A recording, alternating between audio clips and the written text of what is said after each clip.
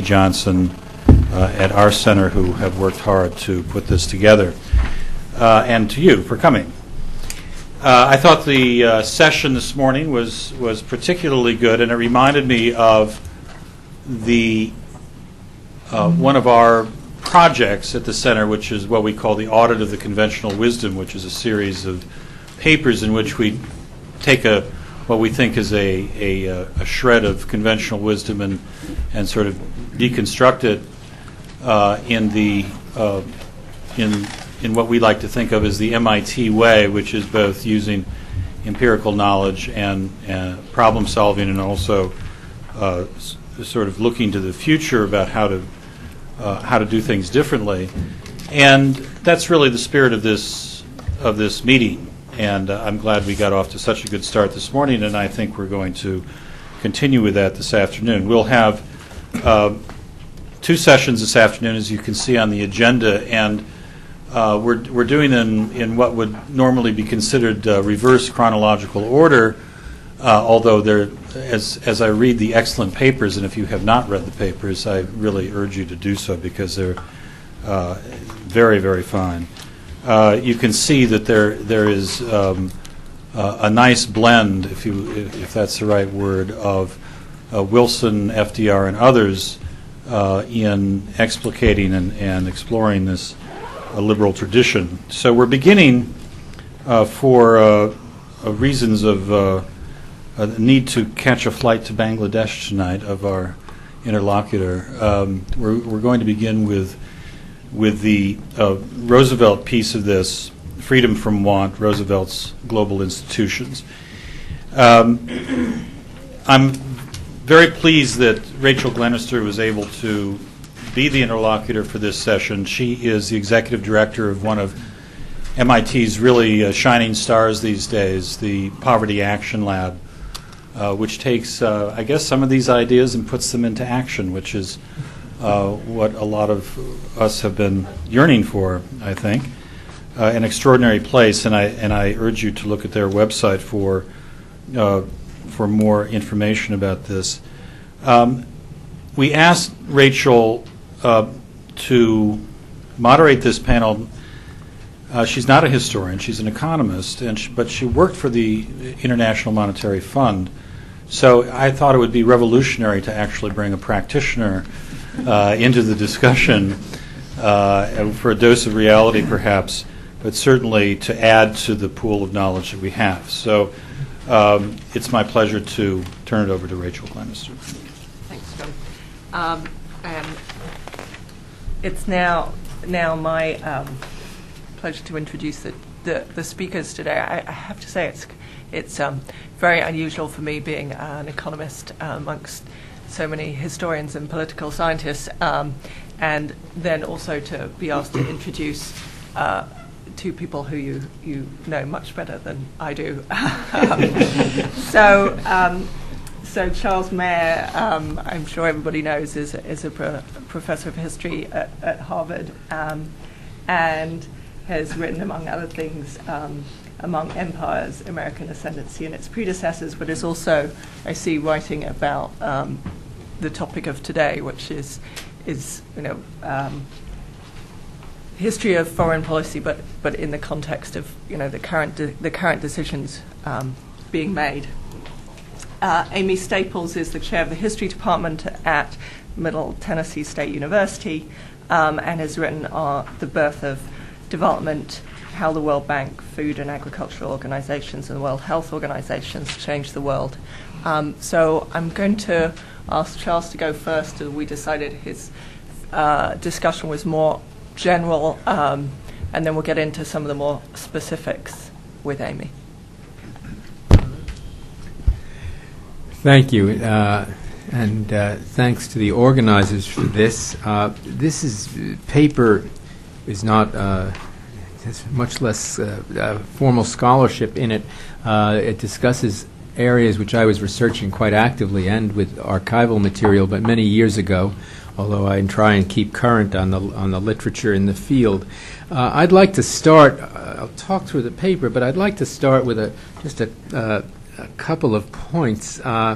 One, I guess, sometimes wonder, there's this wonderful line in Iolanthe, where I think of the song, every little boy or girl is born either as a Whig or a Tory. And most of us arrive at our political positions from very subjective factors. And one of mine is that, and I'm old enough now to tell stories about my age, is that, I remember the day Franklin Roosevelt died. I was a 6-year-old, and I remember my mother, who heard the news from my grandmother, being absolutely devastated by this news. I'd never seen her react in a sense. This total catastrophe had happened. And if you grow up like that, and I presume with what came earlier, although that's shrouded in forgetfulness, it's hard not to be a Democrat. And it's hard not to be a liberal. And it isn't a question of class, and it isn't a question of ethnicity. All these may enter in, but but still, these are very personal things. The other thing I'd like to say as a historian is I'm very distrustful about the concept of the usable past. I think as historians, we really have to take the past pretty whole, and I'm not sure you can have a usable past without what's been called cherry picking. Of course, we don't like to see other people kidnap the past, so we believe we should fight against that tendency. But, as historians, the past is there, and it's a very complicated past. It's much more complicated than it is usable, and this is a caution, I think. We can, of course, find what we want in it, but that's not necessarily doing history. And so part of my task here, I think, is really to the third point I had already made about the reliance on texts and how we have to. This is only one source that we can use. My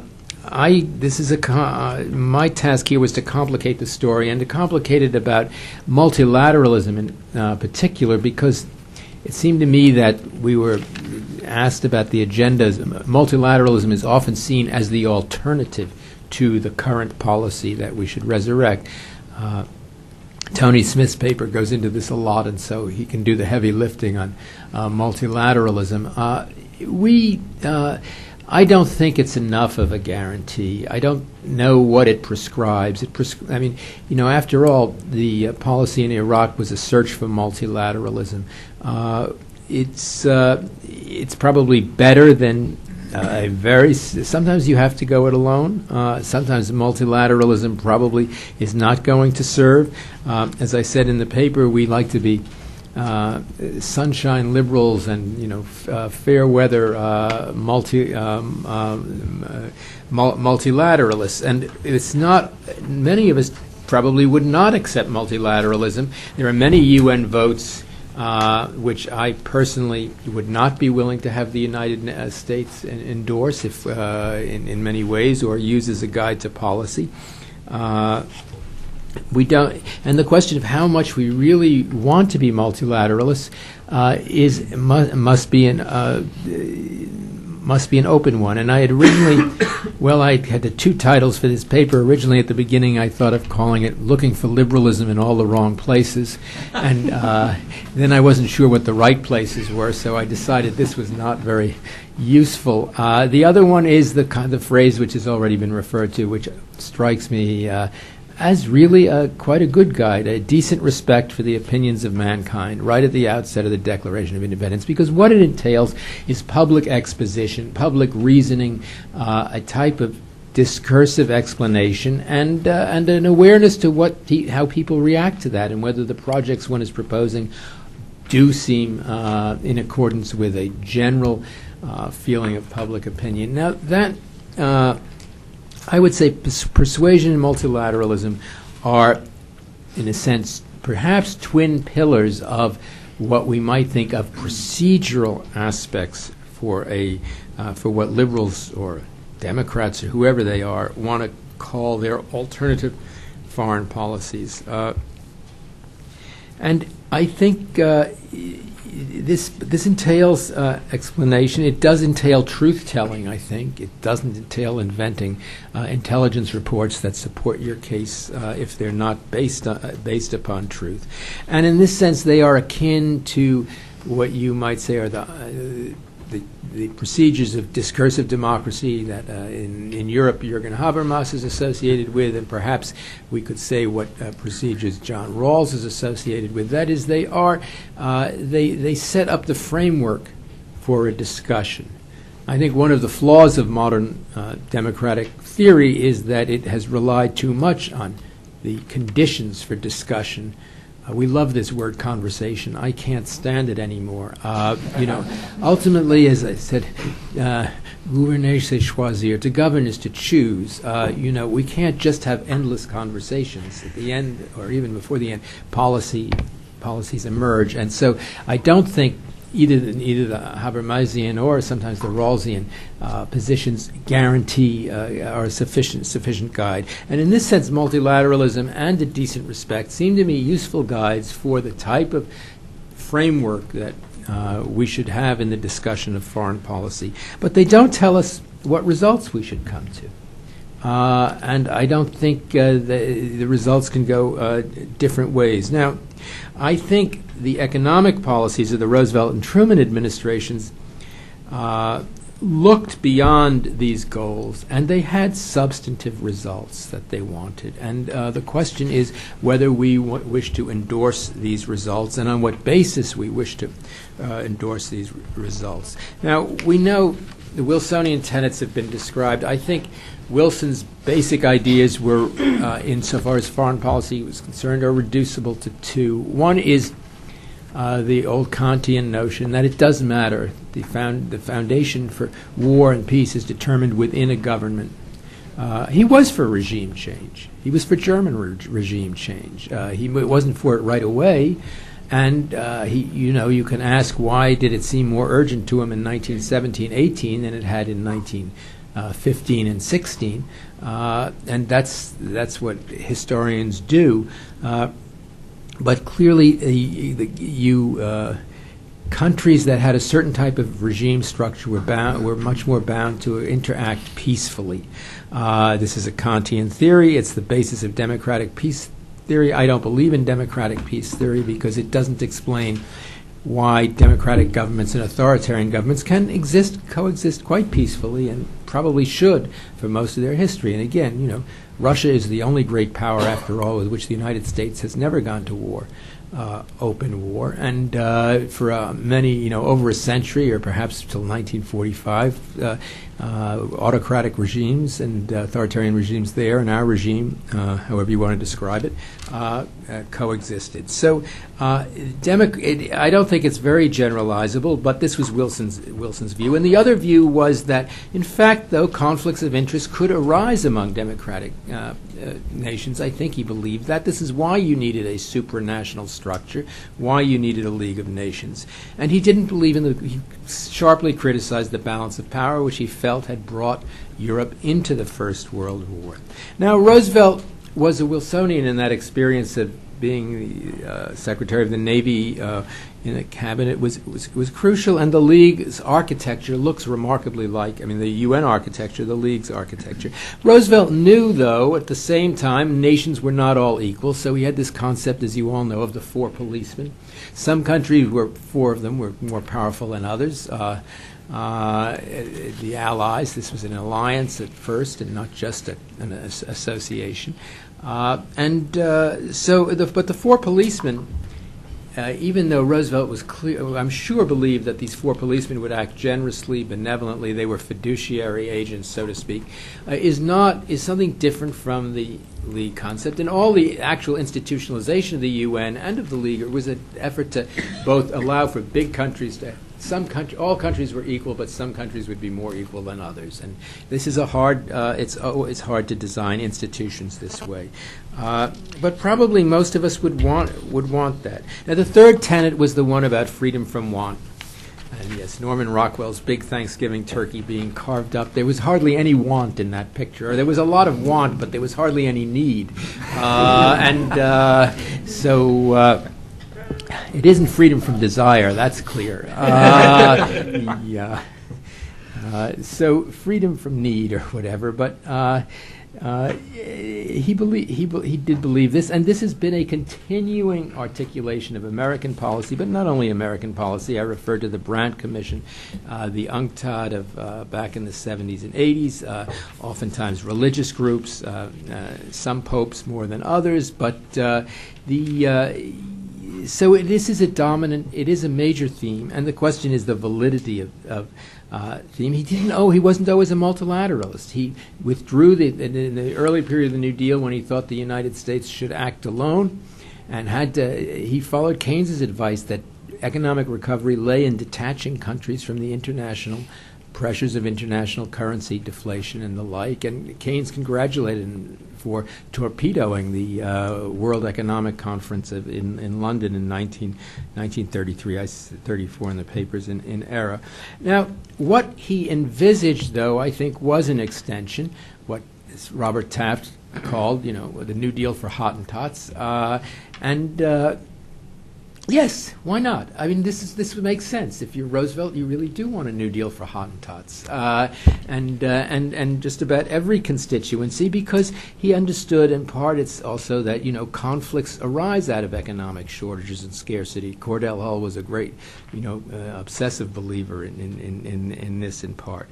Now, the international agencies that the New Deal and the Fair Deal, because they're really developed then under Truman as well, in a sense, recapitulate what has happened in the United States in the 30s. And in the 30s, after all, the first attack was the federal, the FARA, the Employment Relief Agency. Then you started worrying about employment recovery, which was the WPA and PWA. Then you started thinking about the banking system. Americans have always been preoccupied by banks. It's part of our great national political mythology, and they incarnate monopoly. So there was banking reform throughout, and then there was development, the TVA, the dams, infrastructure, et cetera. Now, all that gets articulated in the New Deal and in the foreign policy from 44 to through into the 50s.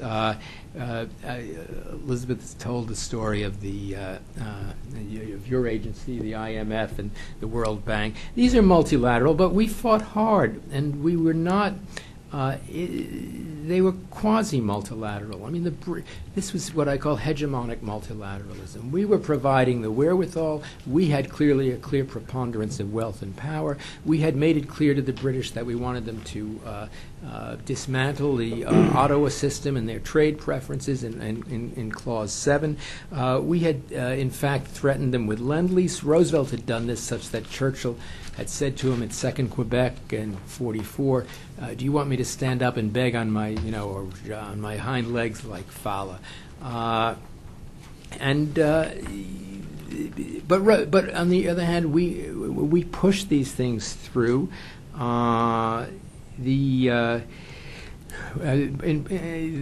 a whole bunch of agendas coming through, including the remarkable, it's hard for us to remember, the remarkable fear that the Depression would resume in 1945. If you look at the young, bright economists who were in graduate school in the late 30s, like Richard Bissell, who was a wonderful man at ECA, although he gave us the Bay of Pigs a decade later. You see these people are activists. They've absorbed Keynes. They think the United States, unless there's planning, unless there's a government fiscal deficit, often will slip back into depression. After all, who's going to buy all those tanks? How do you reconvert? How do you sustain demand? And of course, demand had been bottled up for years, which is what everyone forgot. So turned out not to be the problem. But there is a lot of thinking about planning and other parts. This is, in a sense, I don't know whether you'd call it the Rooseveltian moment, perhaps, in maybe 42 to 44. But what we got out of this was a type of hegemonic multilateralism where we pushed these institutions. We were prepared to yield on points, but we were also prepared to impose points. And this is also true of the Marshall Plan, which was then had to correct what Bretton Woods had misunderstood, and that is the sustained reserve international currency difficulties or reserve difficulties of the Europeans after the war. We thought the war over, the economies would bounce back, destruction would be rapidly cleared. Well, it wasn't the physical destruction we were prepared to encounter. What happened was, in a sense, West Europe was reduced to barter arrangements. In a sense, we had to, this was the recovery part, analog to what the New Deal had done. We had to recapitulate the WPA, PWA, and reconstruct the banking system. And we provided this. Now, in theory, it's multilateral. In fact, each country that was a Marshall Plan recipient had to sign a bilateral treaty with the United States. Each of those countries was scrutinized by the ECA and its agencies. We had the right by these treaties to supervise their spending of the domestic currency counterpart that they raised, which normally would have been needed to buy the goods from America, but which we provided. So there was control of counterpart. And in theory, they submitted all the projects, and they were supposed to be often infrastructural projects, as in southern Italy. But the French said, hey, we need to balance our budget. And we said, well, that's not a legitimate use of these funds. But in 1948-49, we decided it was a legitimate use of their funds. France, this time we were concerned about NATO. France was the only country that had an army in Western Europe. We wanted it to serve. France was taking the lead in sort of in reintegrating Germany. The foreign this is a very dense series of negotiations in 49 to 50.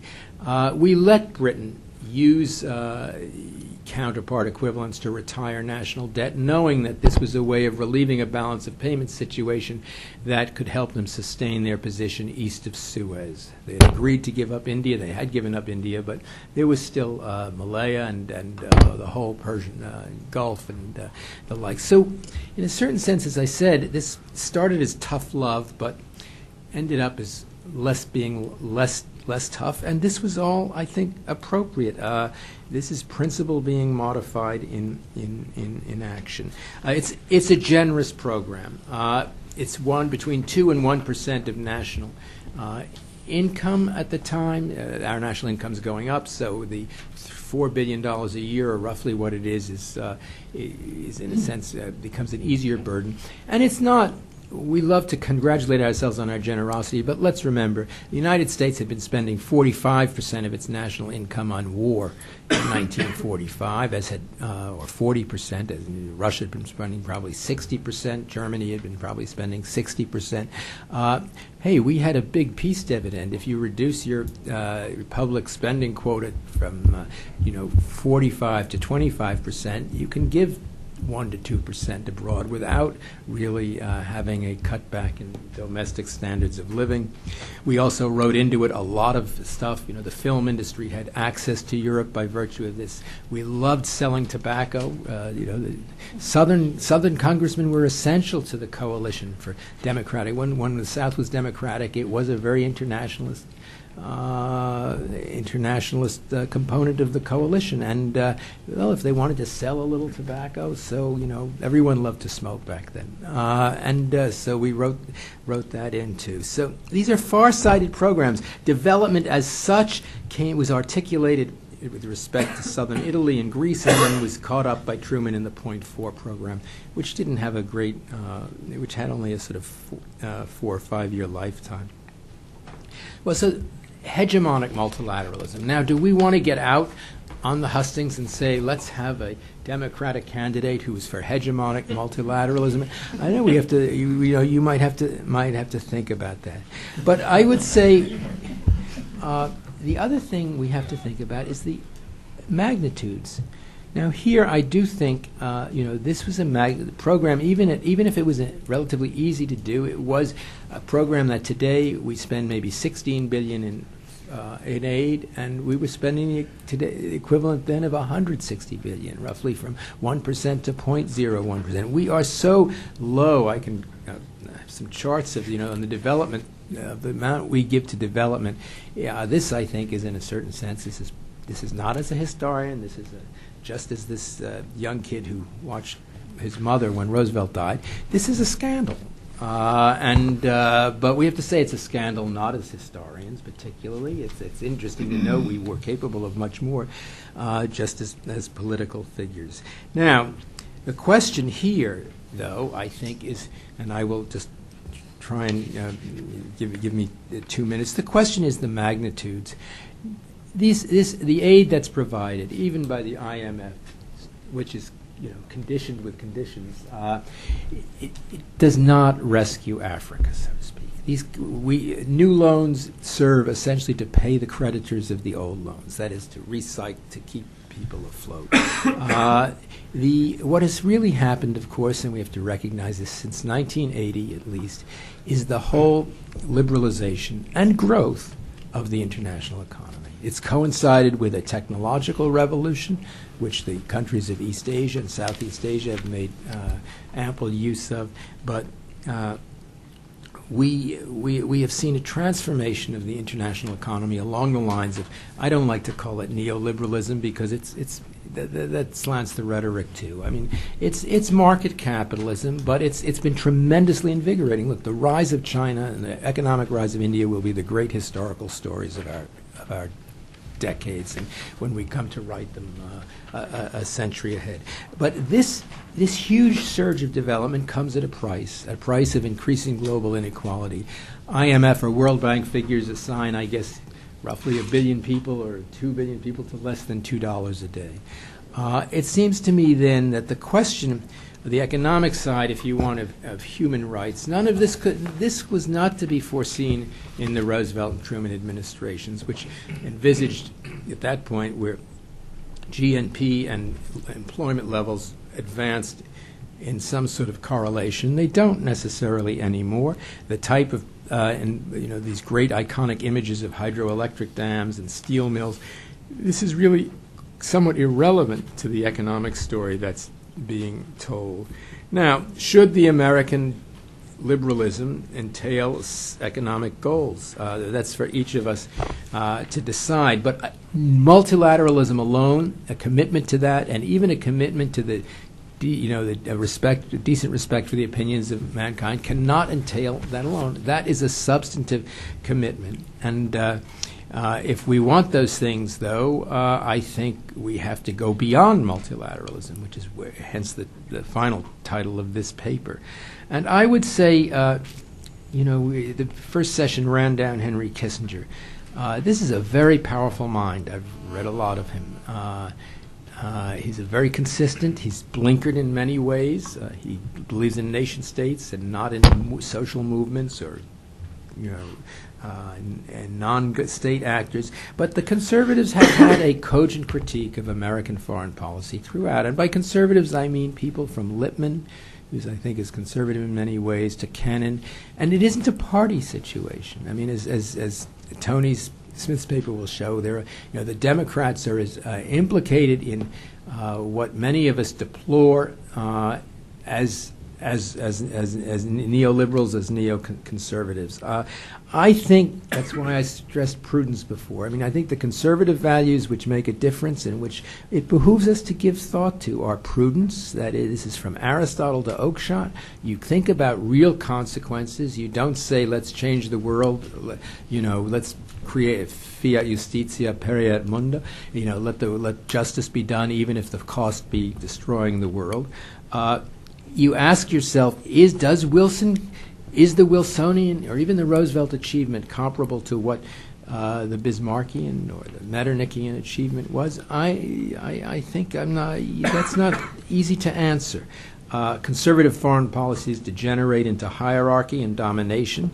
Liberal foreign policies disintegrate into can disintegrate into lawlessness and violence. So I don't think human solidarity is a value you can find in both these traditions, and I think, therefore, when we may get angry at the politics of the last 9 years, but I think we have to we have to be generous and open-hearted in where we draw our doctrines from. I still return to the procedural things. No matter what substantive outcomes we want in GNP being transferred or in modifications of conditionality or in market economy, then we must start with at least the discursive conditions that of open politics. Multilateralism is part of that, I guess, with prudence and multilateralism. Public opinion, it's an interesting concept. Does it really exist?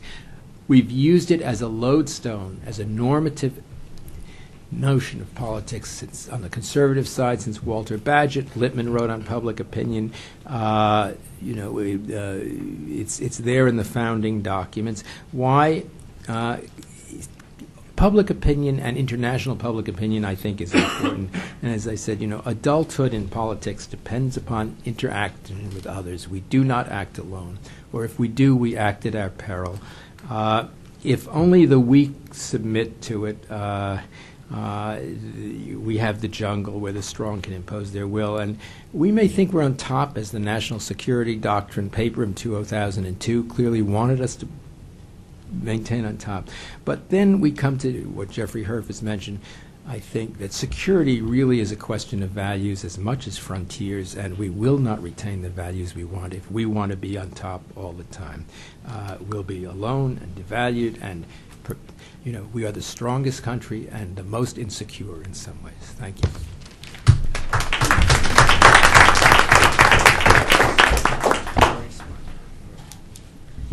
I want to again thank the conveners as well as the participants in this conference for offering this forum to discuss these ideas, which I think are tremendously important.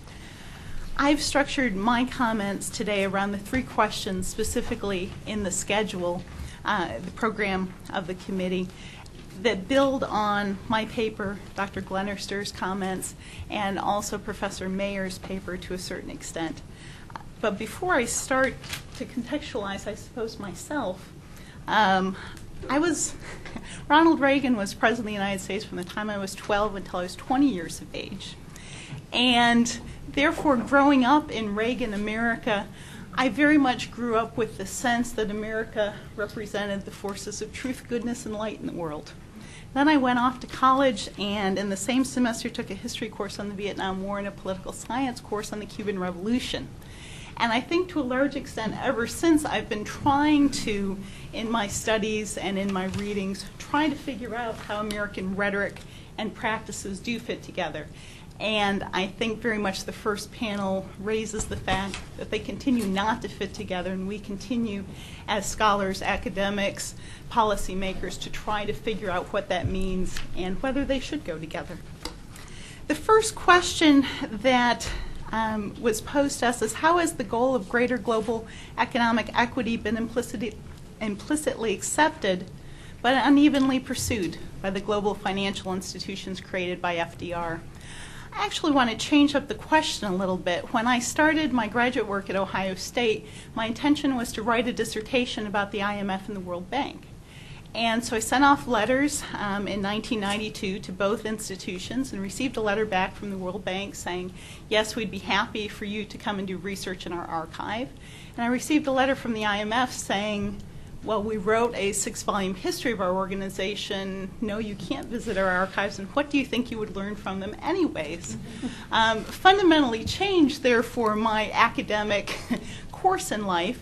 So then looking at the World Bank, I think the World Bank ultimately fits much better with a pairing with the Food and Agriculture Organization and the World Health Organization as the trio of organizations created in that Rooseveltian moment to promote development. I think the IMF, to a certain extent, falls in a different category when we look at development.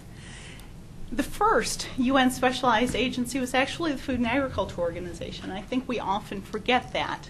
It actually was the organization created with the specific mission of dealing with freedom from want. The World Bank, interestingly, when I was doing my dissertation research and you read through Bretton Woods, the World Bank is almost an afterthought of that conference. The IMF consumes probably 80 to 85% of the discussion at that conference. The World Bank is a good idea, but no one quite knows what it's going to do. It is, after all, not initially the World Bank, but the International Bank for Reconstruction and Development, and it ends up doing almost no reconstruction. its mission and its name very much sort of up in the air at the beginning. And the World Health Organization is founded right at the end of that sort of moment where the United States is willing to support these sort of international organizations for development. I do believe that this notion of economic development has been implicitly accepted.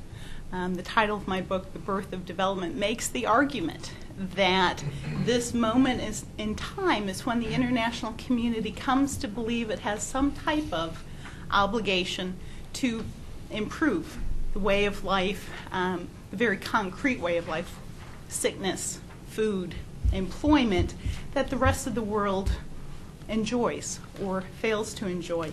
And I think that that implicit acceptance was based very much on that moment in which, to borrow Professor Mayer's idea of international public opinion, was based on what international public opinion knew at that time, how it felt about what it knew, what it felt it could do to change things, and based also on the hopes and fears of that moment in time.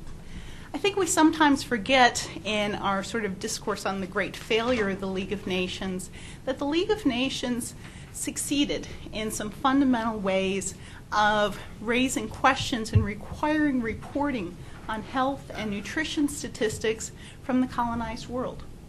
It really began to shape and change what international public opinion literally knew about those colonial areas.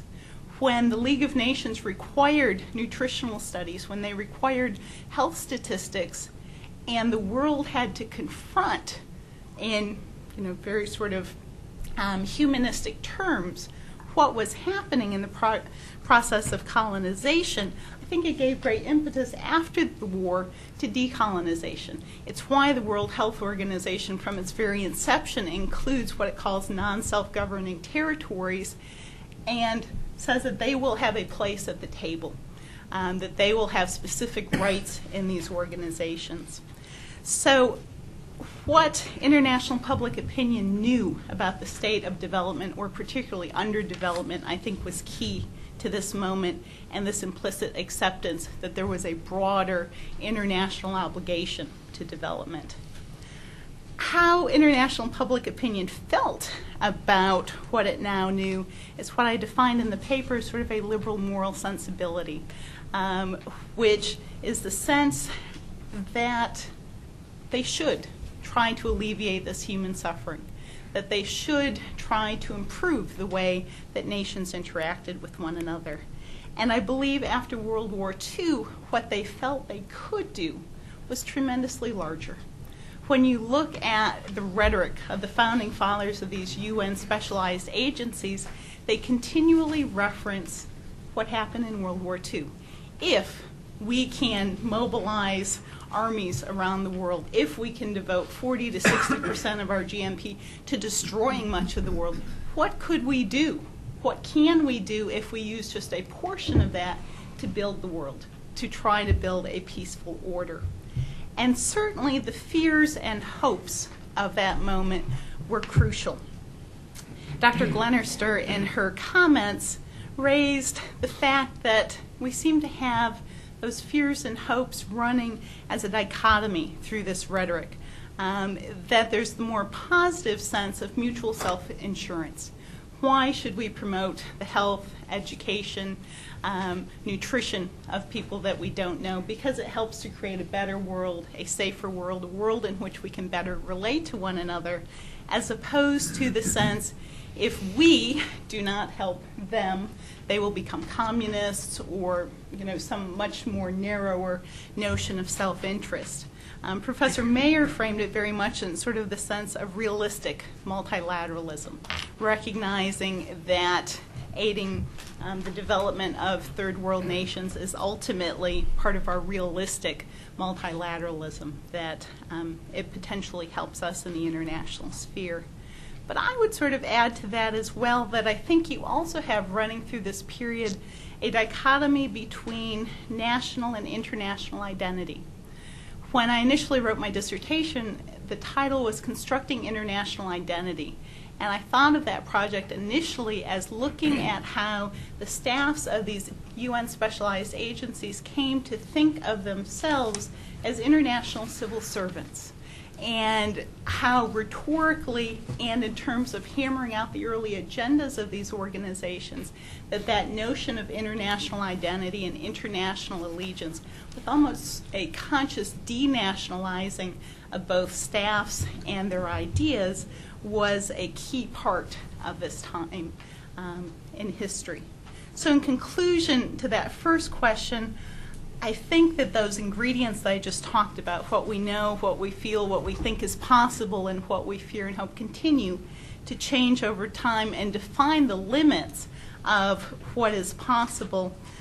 But I think a continuity is there is a sense of both obligation and fear that continue to drive our implicit acceptance of the goals of greater economic equity.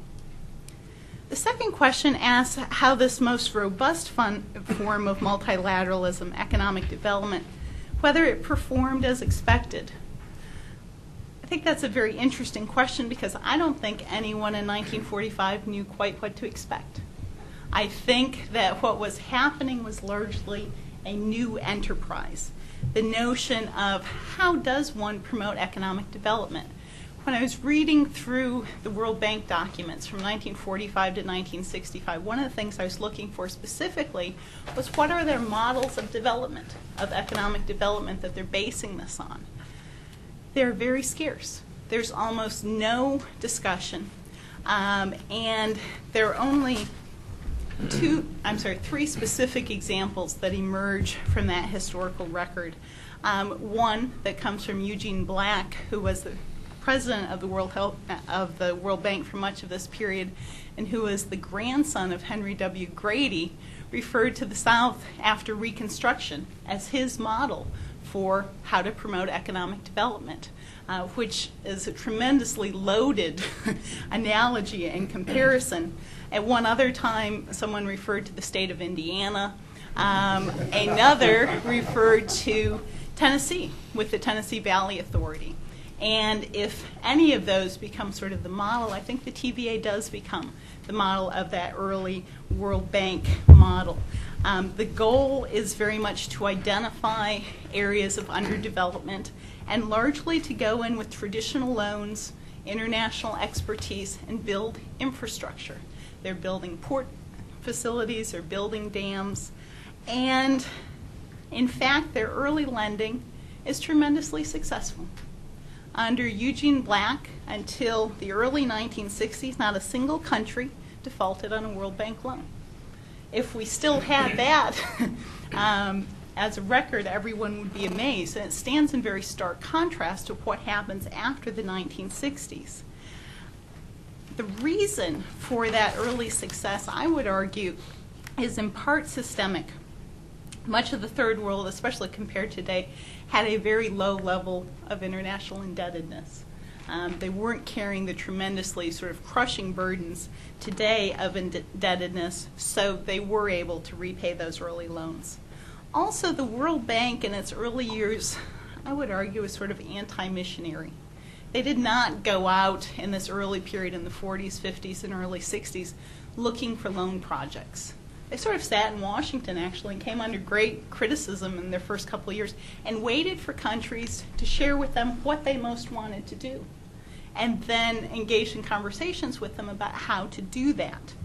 Of course, some might argue that the reason that early lending is most successful is the folks who best knew how to speak that language to the World Bank about how you do things was the new nation of India, with its Oxbridge-educated civil servants who spoke the same language of international economics, unlike many of the countries of Latin America. I believe when you look at particularly economic lending for development, almost all of the success stories are hybrids between the sort of national aspirations and those international ideals and organizations. One of the stories I'm particularly fond of is the story of the Freedom from Hunger campaign of the Food and Agriculture Organization. Under B.R. Sen, who was the first Asian to head a UN specialized agency, the FAO decided it was going to, in the wake of stagnant funding from its national funders, they decided to start soliciting from non-governmental organizations. They laid out, these are good development programs, particularly sort of small scale, but today we would almost call micro-lending to a certain extent. Here are programs that are key to these nations' economic development, agricultural development, and they literally put together a catalog that then civic organizations, the city of Bath, England, would sign up and fund it. The Freedom from Hunger campaign really shows the ability of international organizations, in some cases, to bring in new actors and change the equation. When the national funders of the FAO weren't willing to raise that $5 million budget, they began to look for, and I would argue successfully, reach beyond the limits created at the beginning. Dr. Glenister and I are probably going to agree to disagree about the Green Revolution and its economic achievements, and I will certainly say that that's not my area of expertise, but I think Dr. Nick Cullither's sort of recent scholarship on the Green Revolution raises lots of questions about whether what begins to happen in the 1960s is that the development project begins to be corporatized, that private industry begins to move into the work of development in ways that were largely unprecedented and begin to shape and change those notions and ideas of development in ways that are sometimes detrimental to the people presumably being served by development. And I would just pull an example that I know best that I talked about in the conclusion of my book, which was the Deccan Development Society, which is a non-governmental organization that decided it wanted to work with untouchable Indian women in a relatively small area of India. And what they did was they said, okay, we have expertise, we have money, but they turned over the main decision making to the women who were being served and said, what are the priorities that you have? And then proceeded to bring that expertise and resources to bear on what those women specifically defined. And what begins to happen is those women in that very particular case said, we're getting a lot of push from our national government, from private industry to grow rice and cotton. But those are not crops that are well sustained in the semi-arid region. And if we look at our own history, sorghum and millet make a lot more sense. And beginning to then, with the funds provided by the Deccan Development Society, to shift back to crops that were better suited to that area. In that case, I would argue that micro-vision does not say that a macro-vision it doesn't discredit it, but does say that we have to be in dialogue between the local circumstances and the larger goals. So in conclusion to that question, I would say that in terms of expectations, that development still, especially in historical terms, is a new thing. That whether it has succeeded or not is still very much in flux. And finally, what does the story of UN specialized agencies and the birth of development tell us about the prospects of multilateral engagement in other realms?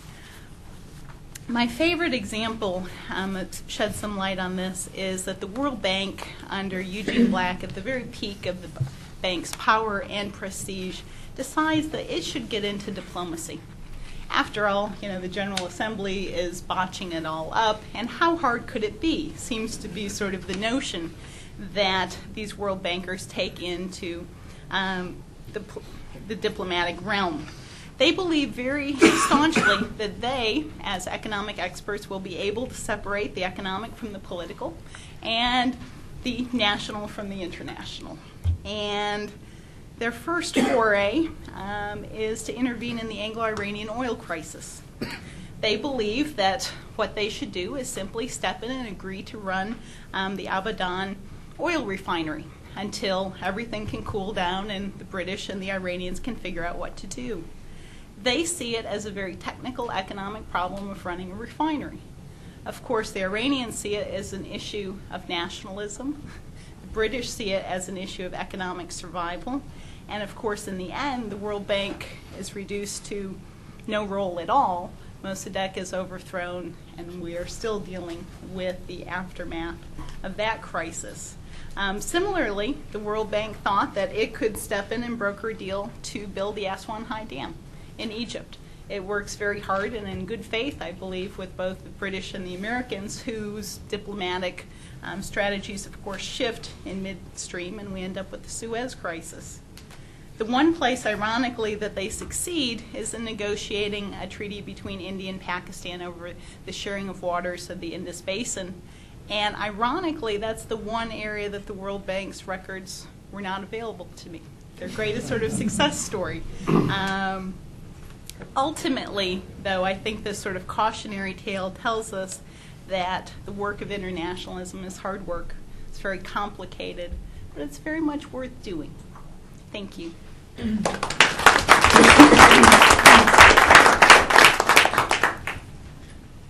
you very much. That was particularly enjoyable because it was a whole lot of fresh new material from what was in the paper.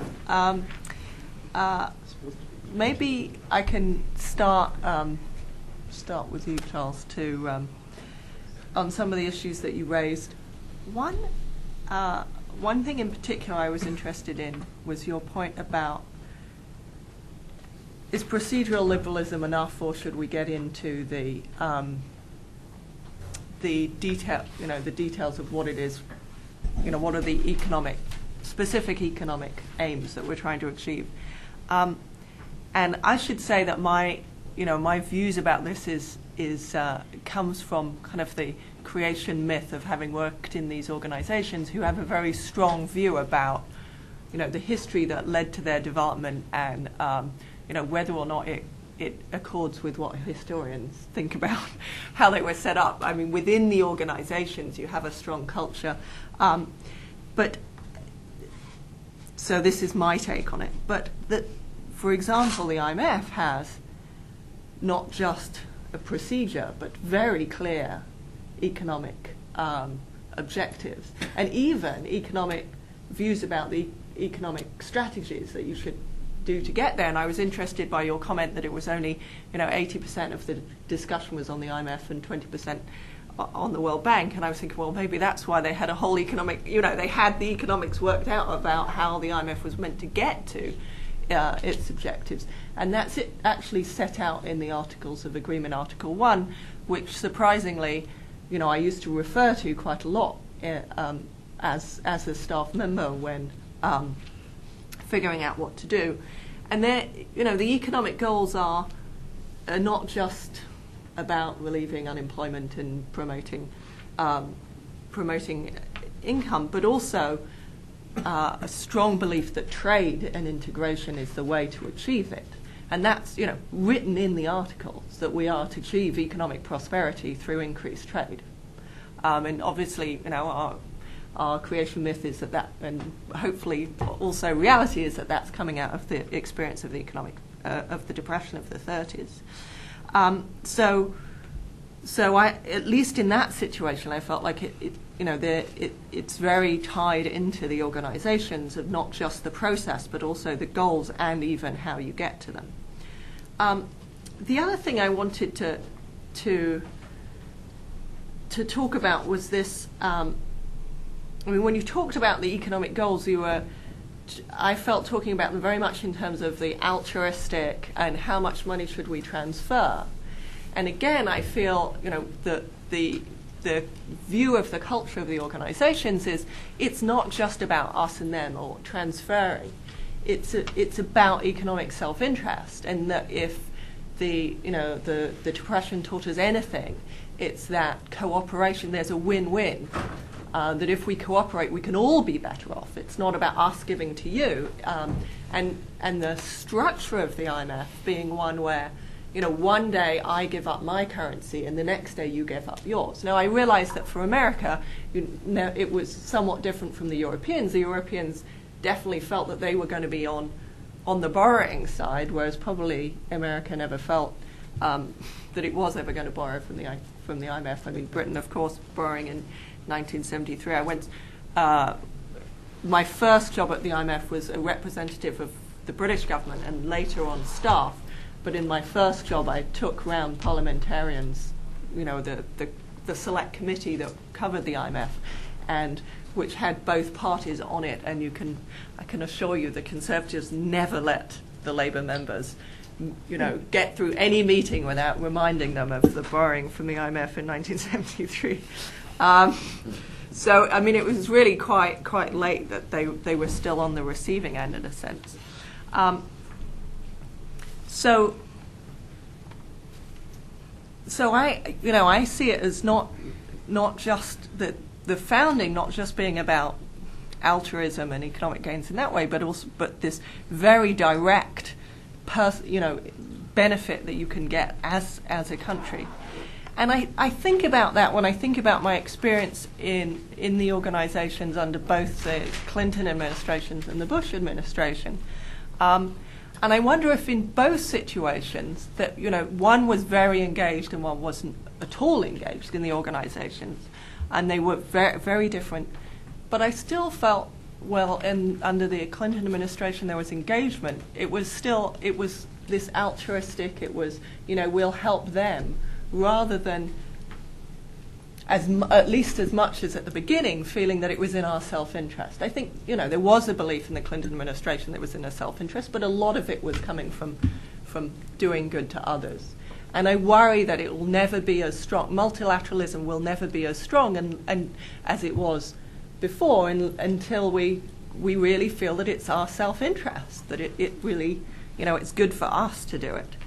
And, I was struck by your comments at the end, which also seemed to be, yes, we should have this multilateral, we should have a liberal foreign policy, but it seemed to me it was very much of the, because we owe it to those other people rather than that it's in our self-interest.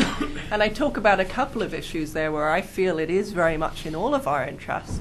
And not just in this indirect way of, because otherwise they'll become communists, but if you think about something like banking, which you say is very close to the heart of American thinking and perceptions, but banking regulations, having consistent banking regulations around the world, is I'd argue very important and useful to not far-sighted, but near-sighted. I mean, we have crises, really quite recently where American banks are at stake, and international organizations can set up systems. So that was a rather long comment, but I don't know if you have views on that. Oh, do you want? Well, the IMF, I guess I was thinking in part, the brunt of my paper was more thinking about the Marshall Plan 3 years after the IMF. But it's clear when we're discussing banking and currency, throughout the American government is torn. The Treasury, which is responsible for delegations to the IMF, is dominated by, in this period, in the late 40s, by convertibility nuts, so to speak. I mean, they really want to insist upon it, especially the head of Asia, which was then led by a man named Andrew Overby, and was then led under Clinton by Larry Summers, who was not this way. But at that time, and it's the ERP agencies, the Marshall Plan agencies, which are much more soft on this, much less concerned about conditions, do see development projects, which in the second part of the New Deal, especially from the ECA, 1950 on, when Bissell and others they are thinking about it. TVA is the model of development, I think, and they are prepared to suspend the banking type of thinking about frameworks and convertibility. I didn't mean to give the impression, I myself have what I think are sort of, in a sense, very. The only way we can defend in a nation state initiatives on behalf of non-nationals is to say that it affects the climate of opinion in which the nation state operates. Our president, the guy who comes into power, or the woman who comes into power a year from 10 days from now, will take an oath to defend the interests of the United States, and that's ultimately the point of reference. So all of this stuff is interpreting. I mean, if Roosevelt is a genius, though, when in the late 30s, about saying we have to intervene. We have to take sides, in effect, although we're not taking sides because this is our national interest. So I don't think there is you'll never get us just to say, hey, we should. This is the Sermon on the Mount tells us to do this, so we can do this. It's not. It's just not what's going to happen. That doesn't mean we can't interpret it. It seems I don't know enough specifically about the IMF. I remember. The battle, I guess, in the first part when you were working there, it was conditionality. Mr. Kamdasu, were you there when he was? He insisted upon this all the time. I remember at a 50th anniversary. Or 40th anniversary commemoration of the Marshall Plan, he came up to me as I was in charge of some of this history part. He said, the great thing about the Marshall Plan was that, it introduced the notion of conditionality for aid. And I said, what I wanted to say to him, but he was, was that, no, you got it precisely wrong. The great thing about the Marshall Plan was that it suspended the notion of conditionality, that is, the requirements to bring your budgets into line. Yes, we started that way, and then we modified it. Look, the best thing about American foreign policy is when it, in some senses, departs from principles, which we find that are hard to defend. Not those about freedom and justice, but those about banking principles, I think.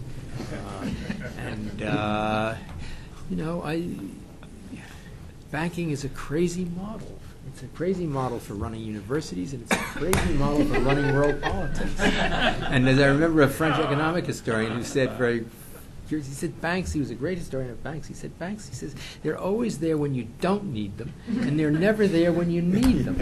And look at Northern Rock, and all. So I just have to clarify, when I talked about how these things can, when I was talking about banking principles, I'm talking about setting in place regulations for banks. Well, you're thinking, yes, right. You're thinking in terms of regulation. No. I'm thinking in terms of the principles of extending credit creation. It's true. Yeah. Yes. So there's setting up an international agency to be like a bank, and then there's one of the things that I think where there's mutual beneficial. If we can all agree to do it the same way, we'll all benefit. Transparency on rules seems always a pretty good idea. It's a non-zero sum type of. Well, and actually, if I could bridge the two, the World Bank, through its first 20 years, does nothing but criticize U.S. foreign policy for breaking all the rules that they urge the creation of. In particular, they are trying to normalize international lending in ways that they think will ultimately facilitate third world development. And they have the United States agree to the rules, and then the U.S. breaks them time after, 99-year loans and different things. So I think very much you have both happening through this whole period, that the U.S. backs this idea of international standards and then says, well, we really need to depart from those for good reasons, but leaves the World Bank sort of out hanging, saying, hey, you agree to these international norms, and then you're breaking them, and that begins to cut away from and undermine that international system. I think, just very quick, the Mexican rescue in '96, is it? This is a great moment for the Clinton administration. I mean, to make Mexico do what Argentina was essentially forced to do, I mean, it would have been totally counterproductive, and Clinton recognized this, although it broke a lot of rules. So I'm just going to start a debate on ask Amy some questions, and then we're going to open it up to the floor. one of the things we talked about sort of when we were debating the paper in the earlier stage, but I think it might be interesting sort of to raise it here, was how there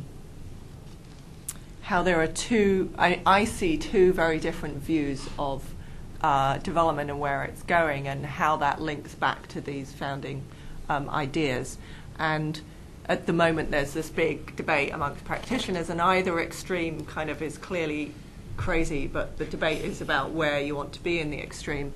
And one side of the debate is saying, is being depressed about the role of government, being depressed about the role of experts, being anti-science, being anti-integration, and anti-globalization.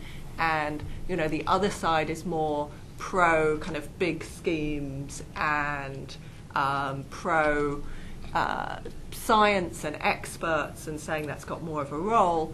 And I very much sort of, in reading about this, coming to this conference, and seeing the liberal tradition as being more in the line of, an FDR, and again, it's, my perceptions of FDR rather than having really studied it, as being more pro that government can do something, that, you sit down, you figure out a plan, you roll it out, and you can really help people. And I feel there's a backlash against that kind of attitude about development at the moment, and it's obviously got a bad knock in the it got the knock in the 80s, but sort of reflecting back on what was happening in developing countries in the 70s, and where there was a lot of government planning, etc., and people felt that that had failed. Interestingly, it wasn't linked with integration, so it was government planning but not integrated into the world economy, and the developing countries who went that path were against integration.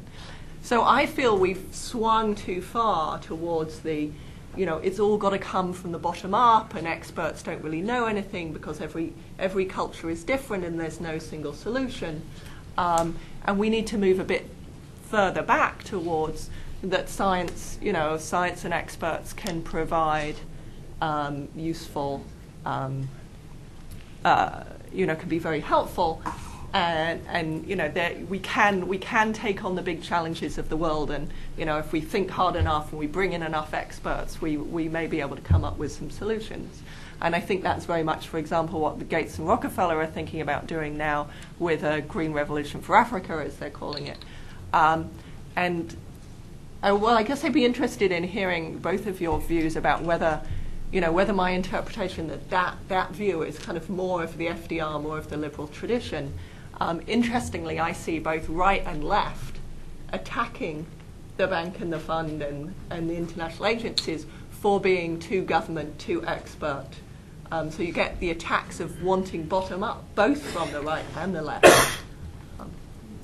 I think probably even more than the World Bank and the IMF, the World Trade Organization has become the lightning rod for all of these sorts of arguments.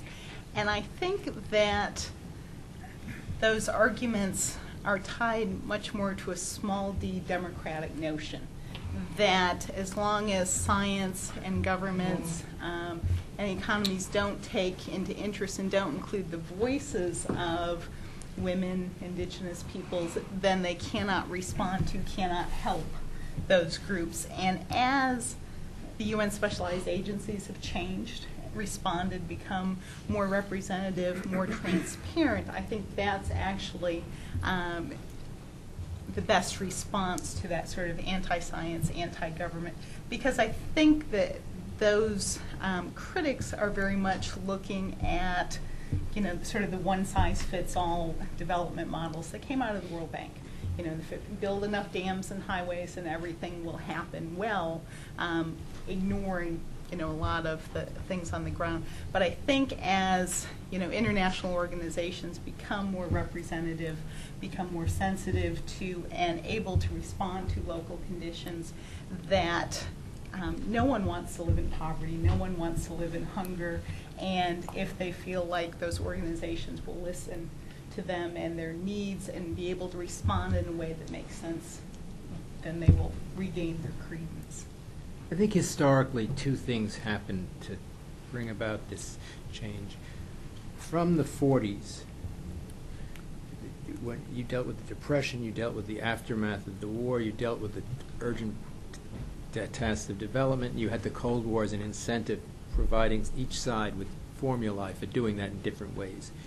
The 70s, that started to fail. You got stagflation. The premises of international Keynesianism seemed to dissipate. That's one thing. So by 1980, you get Reagan, you get Thatcher, and you get this period which this laissez-faire, more laissez-faire, more private sector development is immensely aided by the fact that there's a technological revolution coming on stream at the same time, which the big New Deal agencies and the bank and stuff, the model is steel. This is an old technology, but this is what we always wanted: steel tonnage things, or wheat tonnage, or hydroelectric power. It's big projects. The 70s, it breaks down. So in the 70s, you get two counter reactions, starting with the 70s and 80s. You get one, the reaction, dismantle the state, do it private initiative. And secondly, small is beautiful. The big things are environmentally a mess. So you get environmentalism comes in, and it has, no matter what it's, in a sense, it brings with it the objective baggage of destroying, helping to undermine the previous, let's call it the ebullient interventionist type of model. So you get a book 2 years ago, James C. Scott's Thinking Like a State, which is the anthropologist, political scientist at Yale, in which any state project, any type of utopian thinking or any planning is immensely, quasi-fascistic or constraining. That's why I'm not prepared to turn over the world to the Sierra Club, and I think big is often beautiful. And, if you want my favorite document, most of the documents in American history I leave to my wife, who it's her job, and I look at others. But, David Lilienthal's journals. This is a wonderful document of the confidence. He was head of TVA and then the AEC, of the liberal mentality coming out of the New Deal. And yes, we can. We look. Three Gorges is in some senses a nightmare. It's going to have a huge amount of hydroelectric power. It saves a lot of coal burning. These are different costs and balances, but I do think we may be slightly swinging back. There's now a rehabilitation of Robert Moses. It's an interesting barometer, not just ribbons of concrete, but beaches and access to the masses. So it's a very tricky thing, but I think the fact that Keynesianism ran into trouble in the 70s, a crisis, it's comparable to the 30s in some ways, and that environmental concerns came up very strong, gave a 1-2 punch to the New Deal. You could put it crudely, and but that's it. Everything's in a sort of cyclical thing. I won't live long enough, but I have a question for the whole panel that's provoked by Charlie's very fine paper. You wrote that regarding post-war Europe, that the region was already highly developed. And then in the next paragraph, still liberals should recognize that no plausible amount of aid will assure much progress towards global equality. So my question is, how do we think about these things after David Landis's book, The Wealth and Poverty of Nations? It seems to me that, I think it's a fact, that millions and millions of people have been lifted out of poverty in the last 20 or 30 years, and that most of that was not the result of the involvement of any international organizations. It was a result, and this is the Bible according to Landis, that there were a number of different countries who agreed that a state should establish the rule of law, that the rule of law is necessary for markets, that the spread of knowledge is a good thing, and that women should be equal to men. And that if you do those four things, and among a number of other things, you're likely to have economic development. But if you repress knowledge, destroy markets, don't assure the rule of law, and keep women subordinate, you'll remain poor. How important are international organizations, then, to alleviating mass suffering and poverty? And should American liberals speak more about the importance of establishing these basic preconditions in Africa and parts of Latin America? and less about what international organizations can do for other people? Well, I'd separate two effects of the organizations. I mean, these conditions, rule of law, I mean, you know, the position of women may change as a result of development. It's not always, this seems to be something that's changing at the same time. I mean, if you look at India today, and not necessarily the precondition. I'm all for it to change, but I'm not sure that, you know, I'm not sure preconditions is a, you know, ever since Gerschenkron, there's a huge literature on what a prerequisite is or is not in economics. Sometimes these are the bootstraps, the boots are pulled up with, you know, you have a recursive type of situation. Landis's book, and generally is sobering. I sometimes worry too much that there's a culturalist tendency in some of this literature. You know, you all have to look like America, and you know, you have to have the Protestant ethic. Well, you know, a lot of the world isn't Protestant, and there may be enough of them to, you know, make Mike Huckabee, I don't know, whatever, but a lot of the world isn't Protestant, and indeed most Christians are probably not Protestant in that sense. But I worry about culturalist definitions. I do think the law. I mean, when you look at China, what is the rule of law in China? It's hard to know, but clearly there's been a huge development in China, and we may not like. You know, there's law here and law there. What they mean by the rule of law is that you don't confiscate property. Okay, so I think it really is the, you know, is the defense of private property. But when I I said this true. The work of these agencies and aid is not going. It's a drop in the bucket compared with the wealth that's changed by virtue of just conditions of development in China, and which I believe emerge from markets and technology, and let's say adopting along the way these criteria. But what seems to me, and I give money to these agencies, you know, it seems to me they have to play a different role, and they in fact can be in a sense, set out the flags for precisely criteria like this. It's less the total amount of developmental aid which can't swing the thing than again public opinion. You establish a conscience, but it's not only I think the rule of the property, etc. I mean, I think it does have a lot to do with the rule of law. I mean, what I do buy from the empowerment doctrines, as big is beautiful, but you have to have a sense. We can't do this at the expense of indigenous rights or other rights. We do have a sense of communitarianism. History is a helix; it's not a circle. And so yes, they have a role, but it's not the role where they're going to in crew just looking at brute numbers that's going to matter. It's establishing some sort of benchmarks for what decency is, perhaps, and that's, I guess, the best I'd say. But yeah, you need all this, but that doesn't mean you can't. You can't. Nationalization can't take place or whatever. We live with Mexico doing that. Well, and I would just follow up and reiterate that I think the international organizations do more work on shaping global public opinion that then has an effect, to a certain extent, defining the boundaries and the norms and the expectations. And that a lot of times, yes, the dollars aren't there to have sweeping change, but one of the most interesting recent examples I see is the One campaign. Here's a non-governmental organization whose primary goal is to get industrialized countries to donate 1% of their gross domestic product to alleviating global poverty.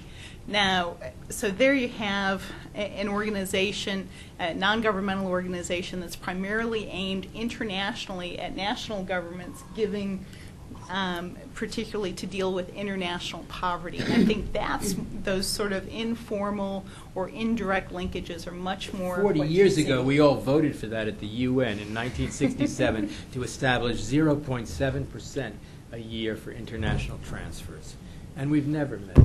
And we're one of the really deficient people. But it's interesting to see people like Bono, getting young people in the United States to realize the level of international or lack of support for international funding. And I think it's more that sort of shaping of those international norms or global public opinion that you see, rather than the actual development happening as a result of what these organizations do. I don't know whether I'm meant to come in, but you said the whole panel, and I have views. So, a couple of things. I think there's kind of a general consensus that aid hasn't, in the general public, that aid hasn't been effective. I think that's partly because we completely misunderstood what aid is trying to do. So I think most economists would agree that actually we don't know very much about how to make a country grow, like the takeoff point of career, etc. That's something that economists know virtually nothing about, I would contend. What we know much more about is, how to alleviate specific, get kids in schools, make specific things work, and how you set up the institutions for that. And there I'd say aid has been very effective. It's been very effective at promoting, immunization and other health programs. So if you look at, life expectancy of people who, at a level of income, people's life expectancy now is so much better for a given level of income than if you look at that past of that level of income, and that's because of new technology. But the international agencies have been very effective at making that technology available throughout the world. So, if you think that aid was meant to make Africa career, it's failed. But I'm not sure that actually that should have been the objective anyway. And in terms of one role of the international agencies, as I say, which I think have been effective, is getting things like health technology out there. But another role is exactly on working on the conditions. I mean, you look at, if you ask people at the bank or the fund what they see their role is, it's to try and help countries have the preconditions so that they can grow. It's all about shaping rule of law and trade stuff, not actually building things anymore. They don't build dams. The bank doesn't build dams. It sets in place the tax system whereby hopefully the government will grow. I mean, the country will grow. Yeah. I want to follow up on Jeff Hurst's point about how you create wealth. I think he and David Landis are quite right that usually it's by looking at the state and macro policies. It's not by looking at these do-good agencies. But what strikes me about the discussion here is how apolitical it's been.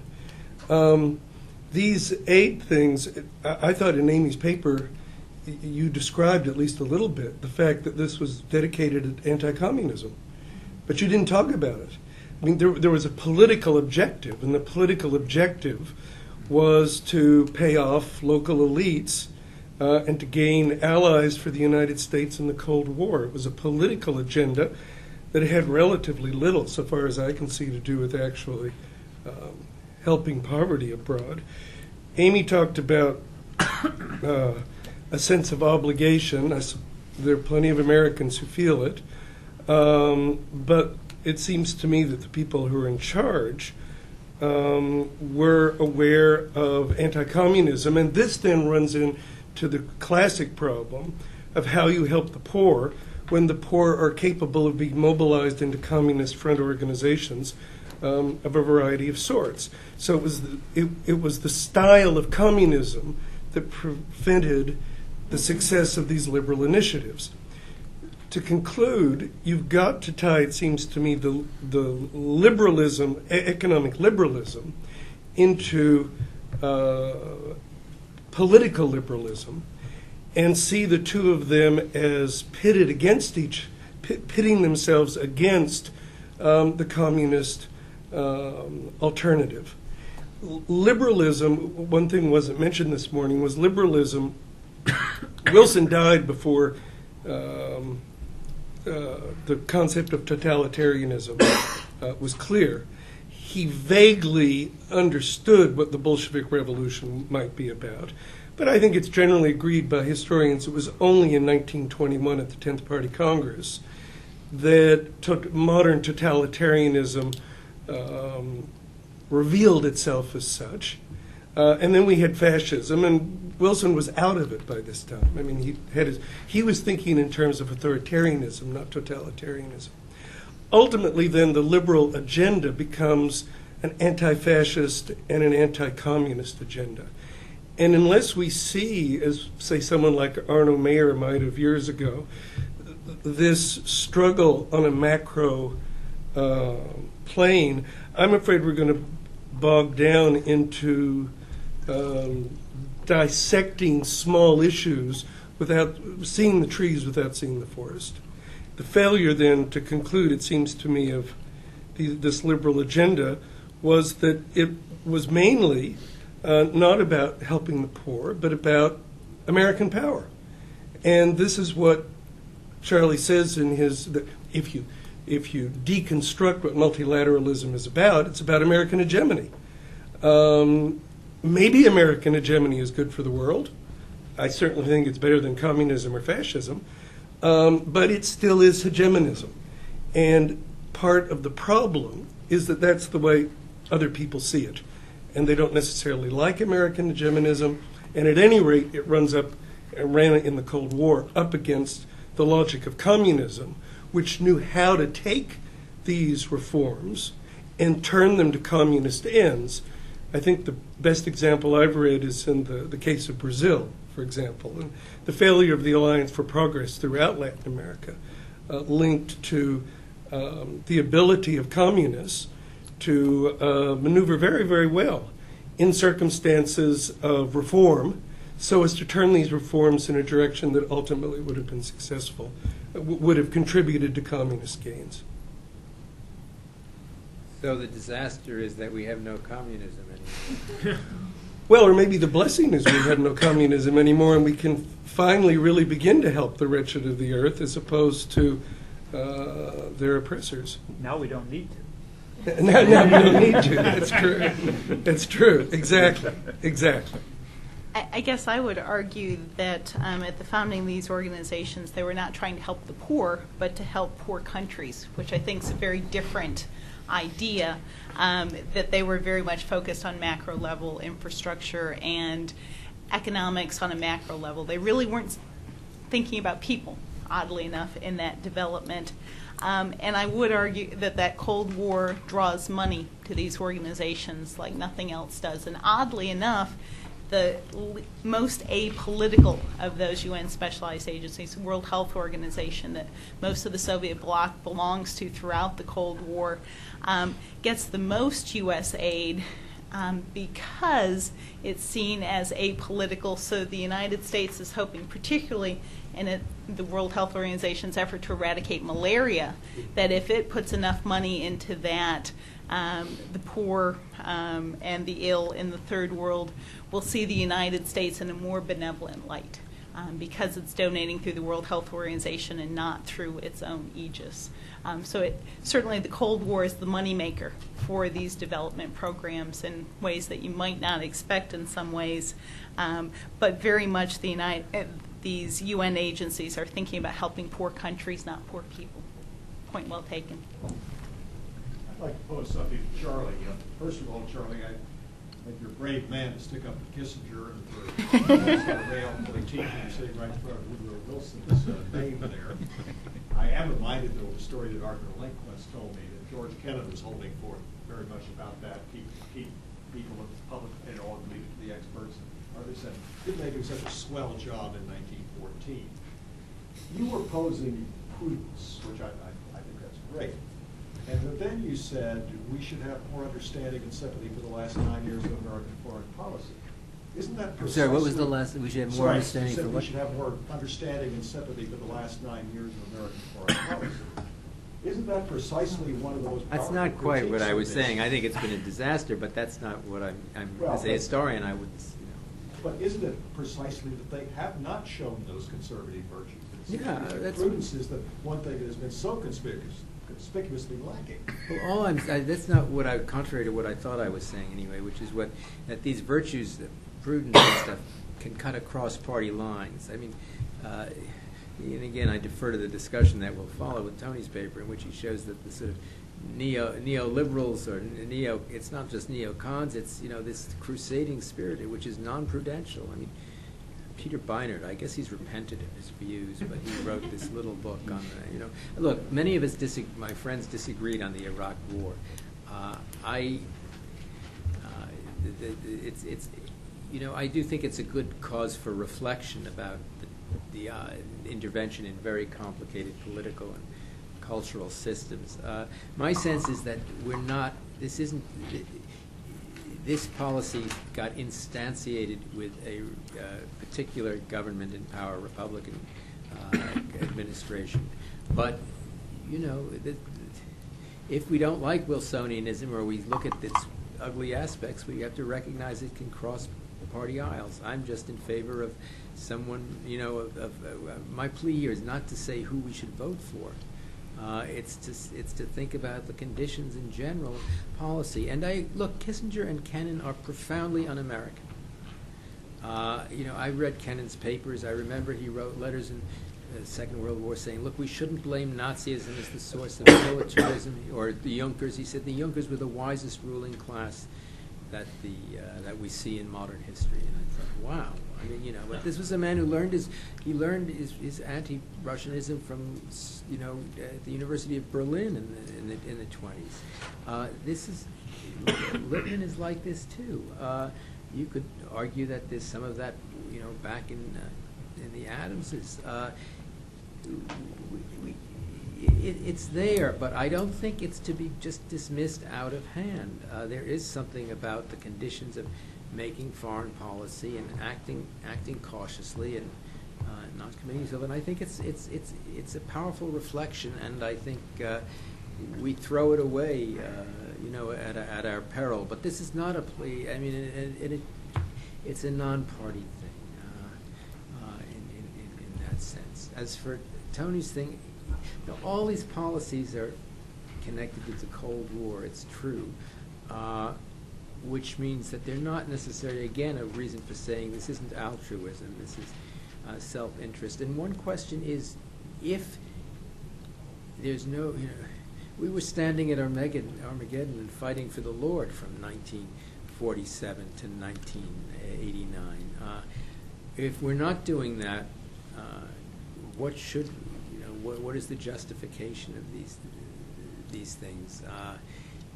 Maybe we will get alarmed by China and Africa. They're playing a role which is going to far dwarf ours, I think, within a few years.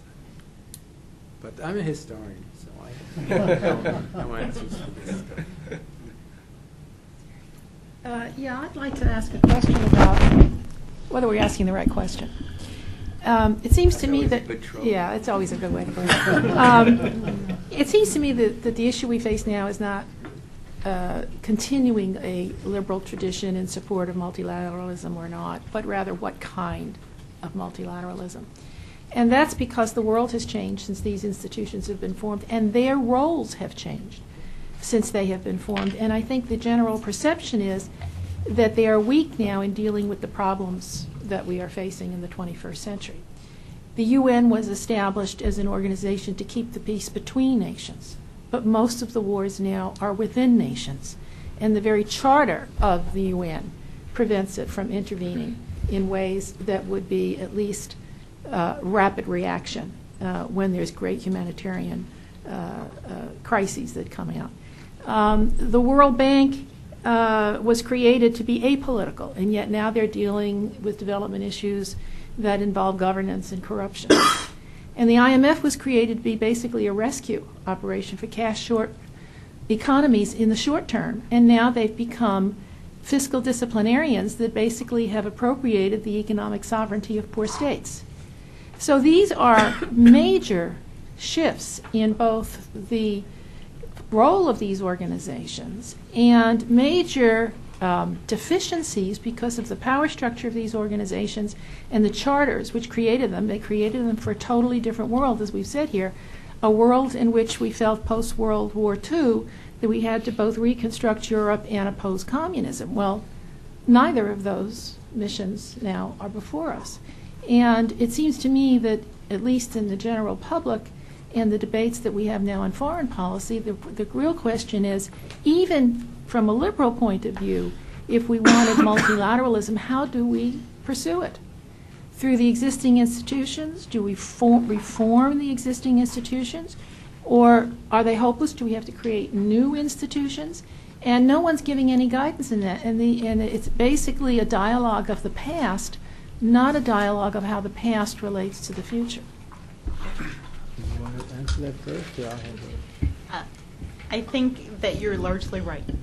These organizations were founded in a particular time, at a particular moment, with the best sense of what might come that was available at the time.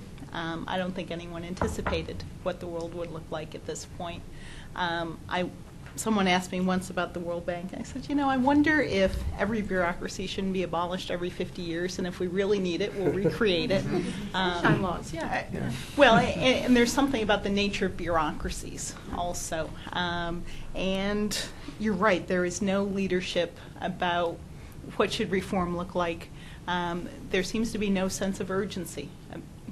If these organizations are so very important, then why isn't there more of a push to see them change? There's some general notions that they need to be more democratic, more transparent, but college kids sitting in the street in Washington, D.C. isn't likely to change that. I think you're right, but I don't know the answer to the question. I think you're partially right. Yes, the time was different, but face it, these were multilateral institutions created as we wanted them created. They were emanations of our policy to a large extent. So we could have our cake and eat it too, which is what I meant by sunshine multilateralism. Actually, the sunset laws, I think, not sunshine laws, are different. But do we want multilateralism? These institutions may not work anymore. But we didn't want Kyoto. Now, should we have wanted Kyoto? I don't know. One of my, the people I respect a great deal, a very good economist, affiliated for many years with democratic administrations, I think, tells me that Kyoto was a totally wrong approach. Well, on the other hand, it is a collaborative approach. So do you vote for Kyoto holding your nose if you don't think it's going to work, or do you vote for a successor? I don't know. Yes, I think we should want a world court. I must say I would feel a twinge even if somebody I didn't like, if one day Dick Cheney were arrested on a Mallorca street for I can think of no one more maybe who should face a certain responsibility, but there are hesitations about institutions. The multilateralism of the 40s was wonderful because we were in this absolutely dominant position and these were our institutions. What are we prepared to concede in a world where we cannot dominate these institutions or should not? That seems to me the really tough question today. And they should be reformed and changed, and probably most of us in this room are willing to wager in a certain sense on them. But there are a lot of people who won't wager on them. This administration has certainly clearly, the worst non-wagerer finally never made it to the, left the UN, but Mr. Bolton. But between Bolton and us, there are probably there's a broad shade of opinion. So I don't know. This is a tough question. And I don't think it's the engineering of the institutions. We could amend them probably. We could change them. It is a question of, it's a fundamental question about what we're willing to concede when we cannot control. And we are no longer in a position, I think, to write that menu the way we wrote it, and to assure that we were not only writing the menu, offering the choices, but cooking the food. We're not doing that anymore. Yeah, I just want to follow up with what Pauline said. I agree totally with Pauline. And the other fundamental problem is, quite frankly, our own institutions are more reflective of a Cold War mentality than they are of really defining the types of challenges that we really need to prepare ourselves to meet. I was, in the early part of the Clinton administration, there was an exercise called the PRD 20 process, where we were attempting to rationalize all the entities within the U.S. government that had foreign economic, defense, diplomatic, trade, you name it, interest directly or indirectly, some 86 different entities.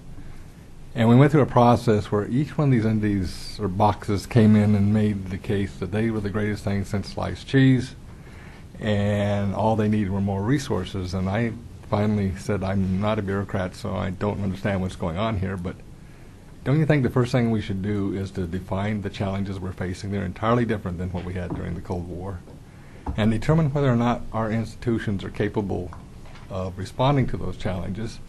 And that may mean getting rid of some of these boxes, and it may mean restructuring others, or it may mean creating new ones.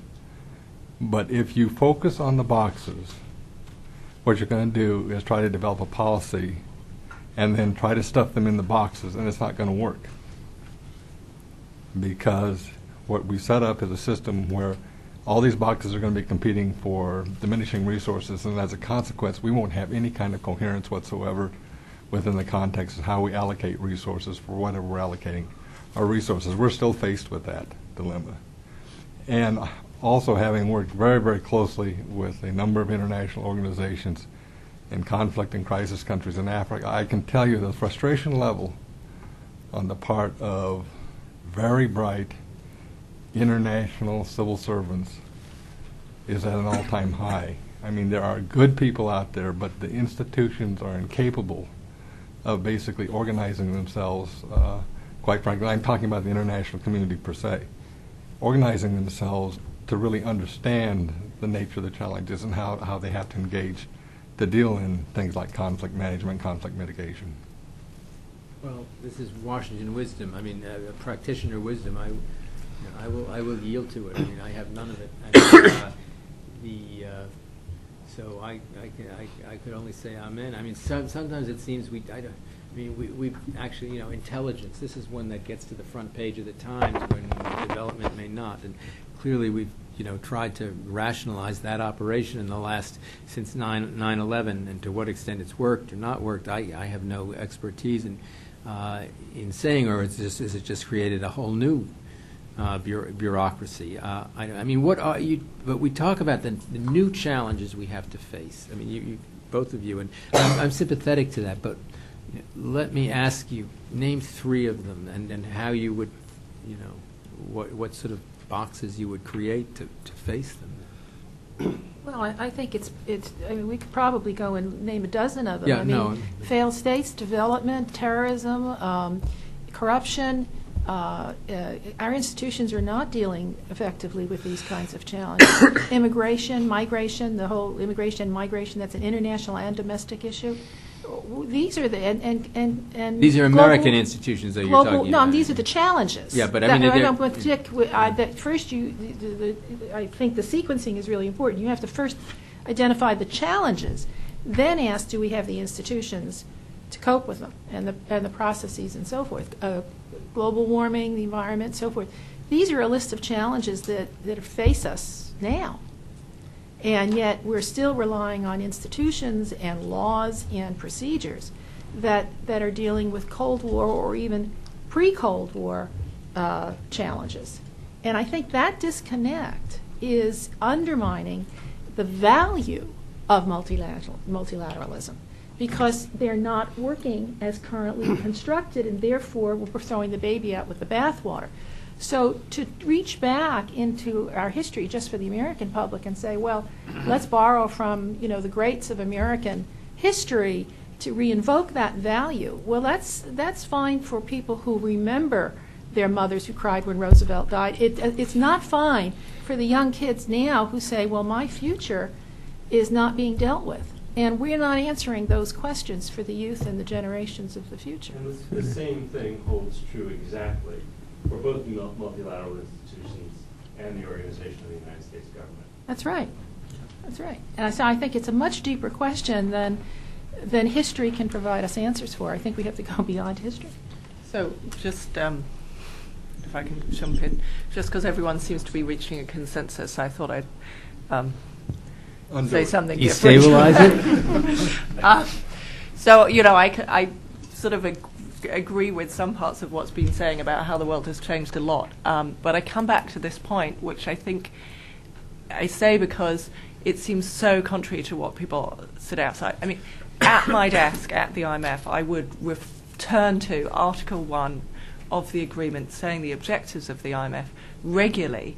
And I think, people say the IMF was set up to, preserve gold standard, etc. Well, no. If you look at the Articles of Agreement, it says it's there because of that you need to promote trade, and that trade is good for everyone.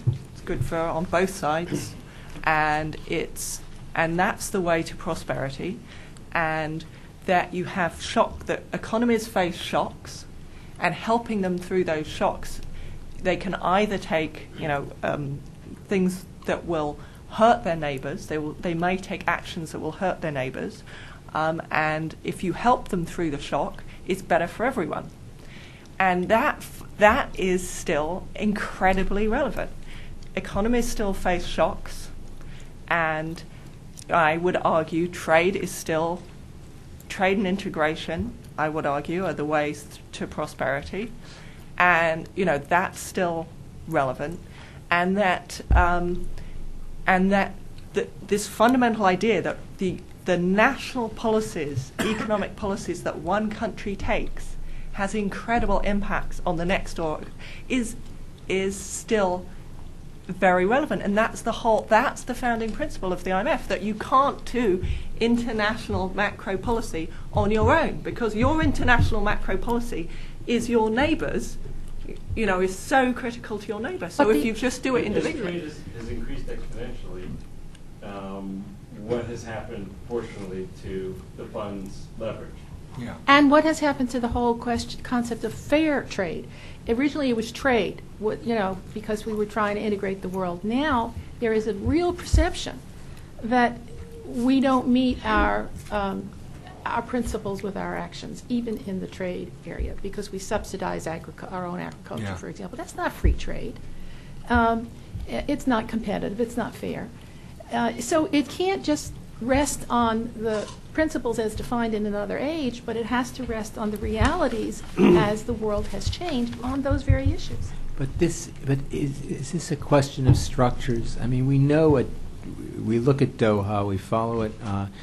We know that there are we know the vested interests in agriculture in this country and in Europe, etc. We know that giving Africa the chance to export a lot of agricultural stuff would probably be a good thing. It doesn't take a new structure as such. I mean, we're not France, us, whatever. These deals are hard to negotiate. But you may be correct. Every age, the structures you inherit are going to be not used to dealing with the problems. I mean, this was the problem of mass unemployment in the 30s, these structures. So in part, and there's a terrible bureaucratic fragmentation, but, I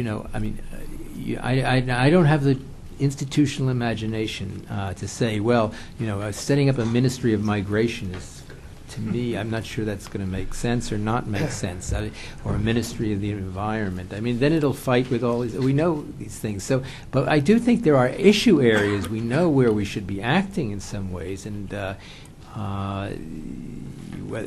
sometimes across borders, certainly within borders at the same time. So maybe it's structures, but there'll always be the bureaucratic resistance. It's not structures in the first instance, but if the structures do not respond, it's really policies. So if the structures cannot come up with the right policies, then the structures will be blamed for it.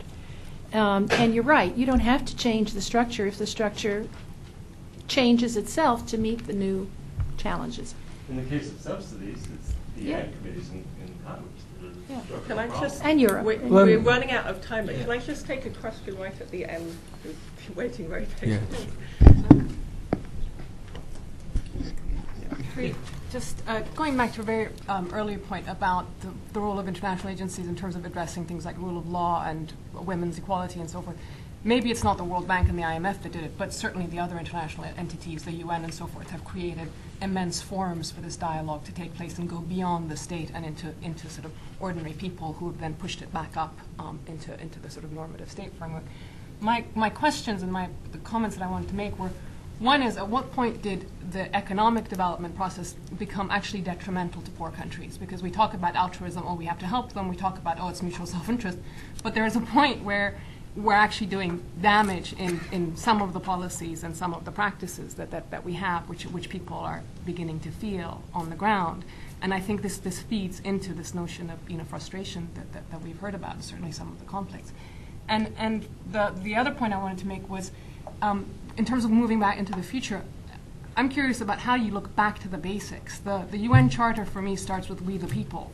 It's not we the member states. And that's been a fundamental problem that we've had. It's been about, the bureaucracy is about serving the states. And as somebody pointed out, it's about poor countries, not poor people. But actually the problems that we're dealing with now are poor people, health, education, whatever, all these issues, economic issues that ordinary people are feeling.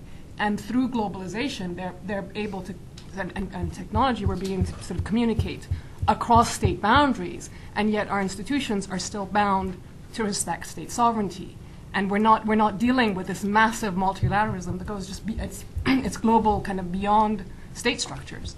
And that I think is how do you bring ordinary people into the decision making and the policies, and giving up power not just to the U.S. but of states generally within these systems and within the UN system. Well, have a third assembly in the UN, which is elected directly by voters across national lines, and have them organized politically. I mean, I'm a great believer the Bush Doctrine, or whatever it is, not the Bush Doctrine, but I think rule of law is a more serviceable concept for international intervention than democratization. But there is something about elections form people. Unified Italy, and the next task was one of them said, now we have to make Italians. Well, it's never worked quite right, but you do have, when people vote together after a long discussion, it does create some sense of peopleness. And in some senses, the UN, does the UN start we the people, or we the people, we the peoples? Well, yeah, that's an ambiguous thing. But I mean, then do something else. Have direct representation. I think that might be a more interesting election than having one, pushing one elsewhere. But I don't know when development went wrong. I'm not a